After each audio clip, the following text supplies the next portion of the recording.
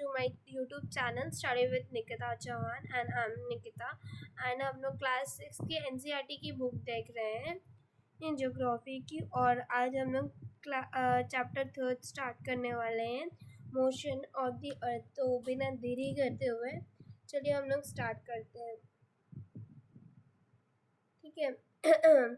As you know that the earth has the two types of motion, ठीक है। जैसे कि आप लोग जानते हैं अर्थ के पास टू टाइप्स ऑफ मोशन है, ठीक है, नेमली रोटेशन एंड रेवोल्यूशन। और उसका नाम क्या है, रोटेशन और रेवोल्यूशन। अब देखते हैं कि रोटेशन क्या है, ठीक है। What is rotation? Rotation is the movement of the earth on its axis. Rotation का मतलब क्या है, द मूवमेंट ऑफ द अर्थ होता है जो उसी के एक्सेस में, उसी के में, ठीक है। तो उसको क्या कहते हैं, रोटेशन कहते हैं। The movement of the earth around the sun in a fix path और the orbit is called the revolution. और उसको क्या बोलते हैं, रेवोल्यूशन। जो एक फिक्स पाथ में सन के गोल गोल घूमे उसको क्या बोलते हैं, रेवोल्यूशन। देखिए ये जो अर्थ है, एक मैं एग्जांपल बना के बताती हूँ कि क्या है ये रोटेशन और रेवोल्यूशन। ये मान लीजिए ये आपका अर्थ है, ठीक है। ये अर्थ अपने में ही एक बार से यहाँ से गोल गोल गोल गोल गोल गोल गोल गोल गोल गोल घूमेगा, उसको क्या बोलते हैं, रोटेशन। खुद में ही एक बार गोल गोल गोल घूमेगा, उसको क्या बोलेंगे, रोटेशन। आप एक बॉल लीजिए और एक बार घुमाइए, ठीक है, तो उसको क्या वो बोलेंगे, रोटेशन बोलेंगे, ठीक है। और फिर रेवोल्यूशन क्या बोलेंगे कि मान लीजिए कोई भी एक थी पाथ है, मान लो ये सन है बड़ा सा, ठीक है, और सन के उसके गोल गोल घूमेगा वो, ठीक है, गोल गोल वो घूमेगा एक एक्सेस पे, ठीक है, एक ही एक्सेस पे हमेशा गोल गोल घूमेगा, तो उसको क्या बोलते हैं, रोटेशन, रेवोल्यूशन बोलते हैं, ठीक है।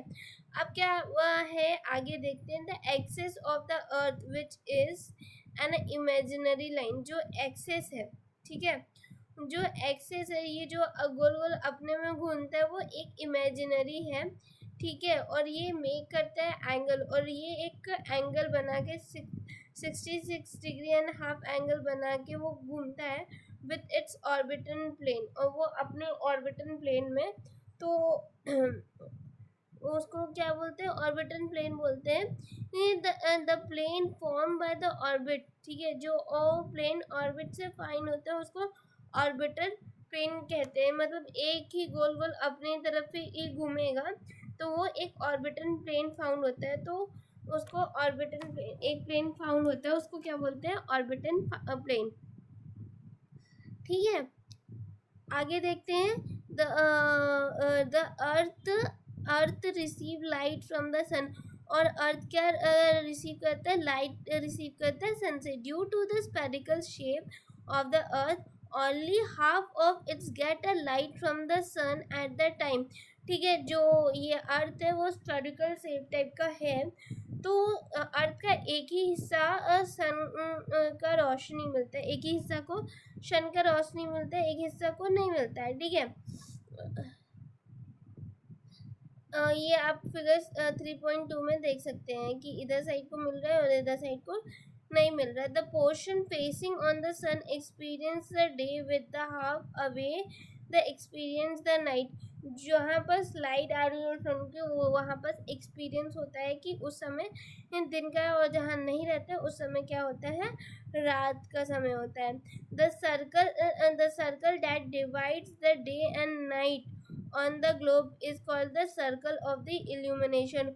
और जो चीज़ डिवाइड करता है अर्थ को, ठीक है, कि ये पोर्शन डे और ये पोर्शन नाइट है, उसको क्या बोलते हैं, illumination. The circle does not coincide with the axis as you see in the figure 3.2, ठीक है। ये coincide नहीं है अपने एक्सेस से, जैसा कि हम लोग इसमें देख रहे हैं, ठीक है। The Earth take about 24 hours to complete one rotation around its axis। और अर्थ 24 आवर लेता है एक एक्सेस को कंप्लीट करने में, ठीक है, एक बार ही घूमने में, ठीक है। The period of rotation is known as the earth day. और जो रोटेशन करता है एक बार तो अर्थ डे कहलाता है। These is the day motion of the अर्थ, और ये एक डे मोशन है क्या चीज का, अर्थ का। ओके, अब देखते हैं what would happen if the earth did not rotate. अगर अर्थ रोटेट नहीं होगा तो क्या होगा, देखते हैं। The portion of the earth facing the sun would always experience the day. ये जो हिस्सा अर्थ सन का देखता है वो हमेशा दिन कहलाएगा, और thus being a continuous warm to this region, और वो बहुत ही गर्मी, बहुत ज़्यादा गर्म कहलाएगा वो reason.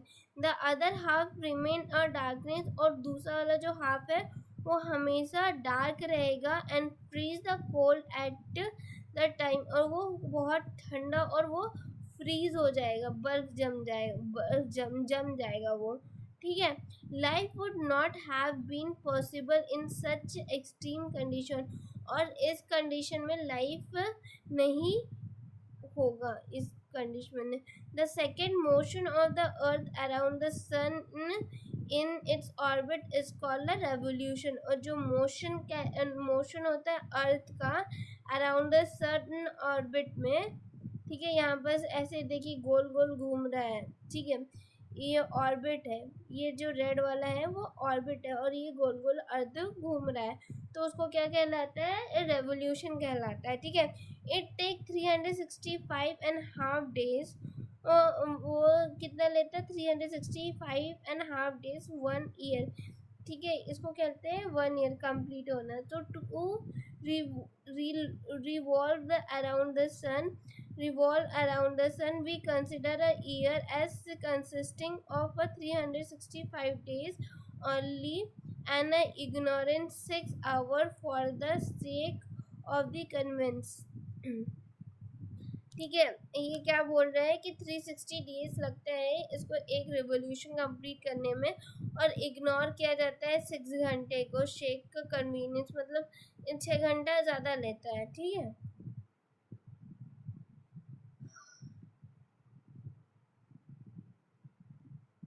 the 6 hours saved every year are added to make a day 24 hours। ठीक है, and a span of 4 years this surplus day is added the month on the of a February। देखिए ये छः घंटे ये बचा के रखते हैं, और वो क्या करते हैं, वो हर साल उसको ऐड करते हैं, और 4 साल के बाद वो 1 फरवरी में एक और दिन ऐड किया जाता है। ठीक है, the every 4 year the February is 29 day instant of 28 days. ठीक है, ये 4 साल के बाद 29 डेज होता है फरवरी में, ना कि 28 डेज। ठीक है, सच year with 366 days is called a leap year, और ऐसे ईयर को क्या बोलते हैं, लीप ईयर बोलते हैं। Find out when will be the next leap year be. अब कौन सा नेक्स्ट लीप ईयर आएगा आपको उसको फाइंड करके मुझे कमेंट में बताना है।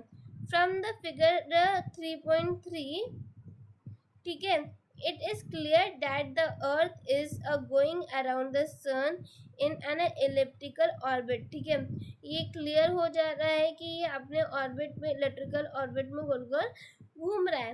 Notice that through out its orbit the earth is inclined in the same direction, और अर्थ एक सेम डायरेक्शन में गोल गोल घूम रहा है। A year is usually divided into summer, winter, spring and autumns seasons. ठीक है, ये सीजन्स डिवाइड हो जा रहे हैं। Season can change due to the change in the position of the earth around the sun, और सीजन चेंज होता है अपने पोजीशन से जो अर्थ घूमता है। ठीक है,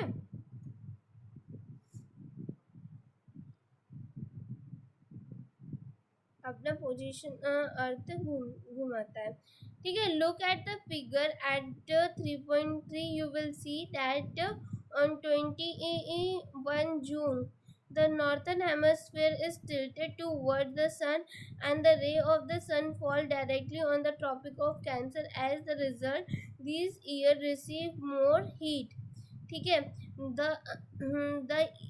areas near the pole receive the less heat as the ray of the sun are sliding in the north pole is inclined toward the sun, and the place beyond the Antarctic Circle experience the continuous daylight for the 6th month, since the large portion of the northern hemisphere is getting lighted from the sun. It is the summer in the region the north of the equator, and the longest day and the shortest night at these places occurs the 21st June. At this time, the southern hemisphere, all these conditions are reversed. It is winter season there. These nights are longer than the days. This position of the earth is called the summer solstice. On the 22 December, पहले ये चीज को read कर लेती हूँ, फिर explain करूंगी. Okay. On 22 December, the Tropic of Cancer received the directions ray of the sun and the southern pole tilted towards it. और एक्सप्लेन करने के साथ वो फिगर को के साथ एक्सप्लेन करूंगी मैं. ठीक है. As the sun rays fall vertically at the Tropic of Capricorn 23 degrees south, a large portion of the northern hemisphere get lighted. Therefore, it is summer in the southern hemisphere with the longer day and the shorter night. चलिए आगे हम लोग समझते हैं ये क्या बोलना चाह रहा है. ठीक है.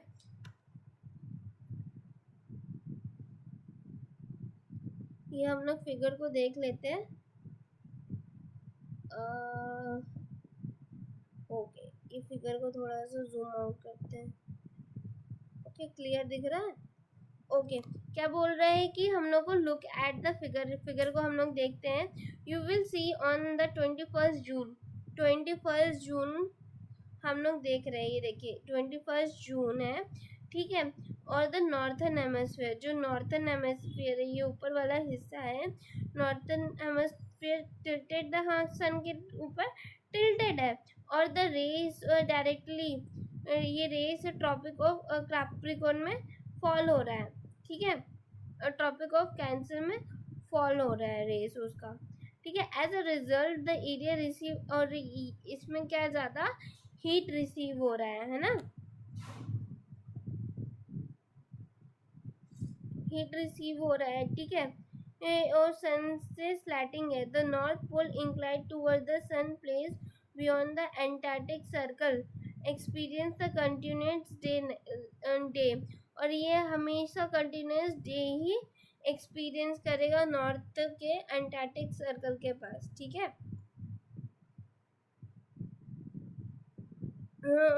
6 महीना ऐसे. ठीक है. Since a large portion of the northern hemisphere getting a light from the sun, it is the summer region.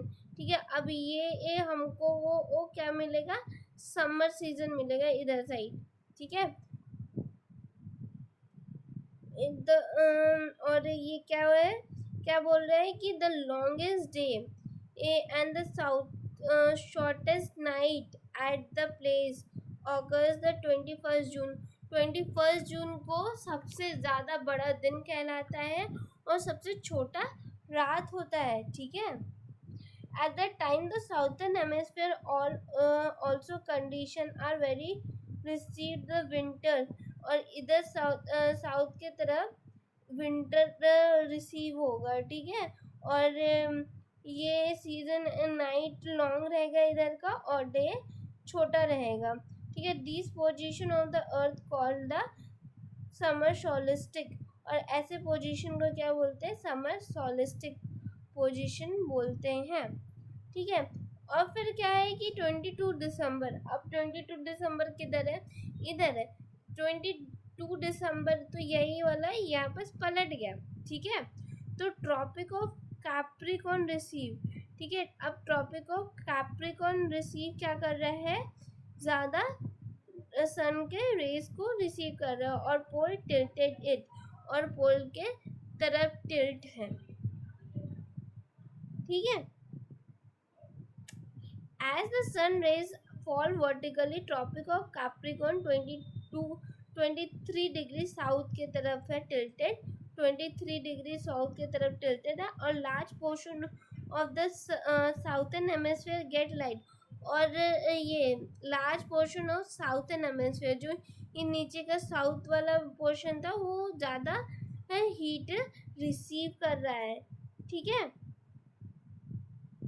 और इसमें क्या रहता है कि डे बड़ा रहता है और नाइट छोटा होता है। They receive reversal happen in the northern hemisphere, ऐसी ही चीज़ें नॉर्थर्न हेमिस्फीयर में भी हो रही है, ठीक है।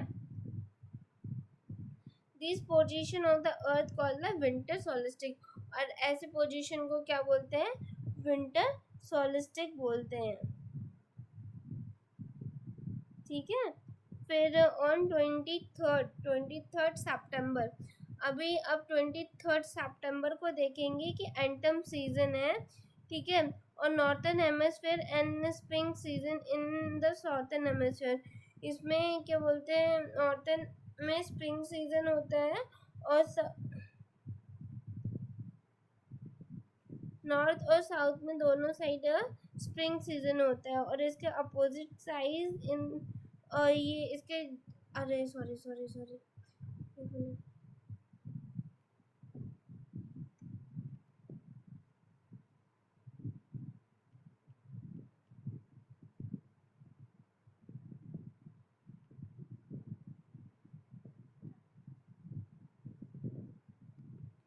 अभी देखिए छोड़िए, अभी क्या है, इसके जो अपोजिट साइड 21 मार्च को ये सेम कंडीशन होता है, ठीक है।